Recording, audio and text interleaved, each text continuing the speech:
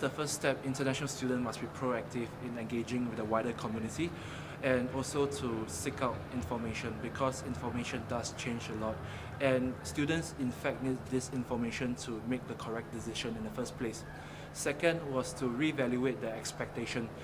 Even though you have expectation when you first came to Australia, look back and see whether it's realistic in the first place, because you always find that initial expectation may not be realistic.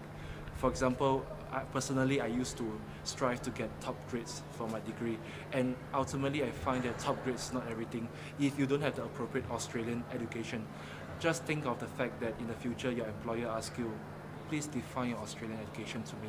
And if you couldn't answer the question, it reflects very badly on you. And last thing is, of course, keep an open mind. A lot of students who came here often do things for the sake of doing things or for the sake of rewards.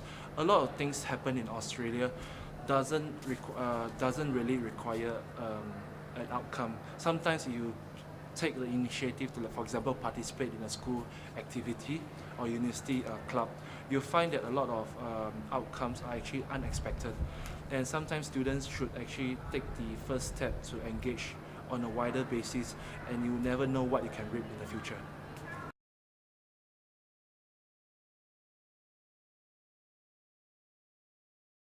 Transport concession, the student representative has been debating about this since 1984, and that's a very long time. And often the issue of money came out, and the government always say that it's a very complex process, and they estimate that millions of dollars will be spent just on provision of transport concession. And the question that even Marshall Thompson said that it's a complex process, but if it's such a complex process, why do other states can offer it in the first place? That's something I want to ask the government.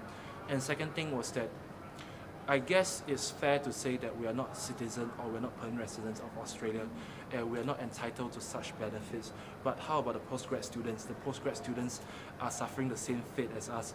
So the thing about transport concession is that even though it's a significant amount of money, but it's very insignificant compared to the amount of money that international students and also postgrad bring in as researchers.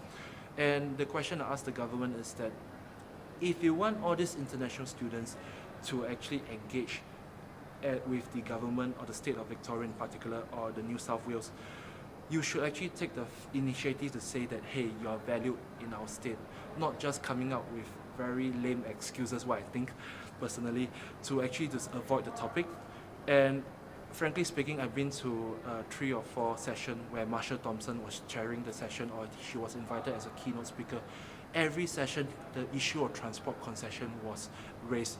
It's time for the Brumby government to take note of this and act on this. And I guess I think in the near future, where students see that, hey, we are not being valued in the state, we are not being treated as equal in the state, I might as well go to Perth, Brisbane, or even Adelaide. Why should I come to Victoria? That's the question that the government needs to actually ask. I want to ask this question to the government officials. Put yourself in the shoes of international students. How would you feel if you go to UK or US and you're not being given transport concession as compared to other states?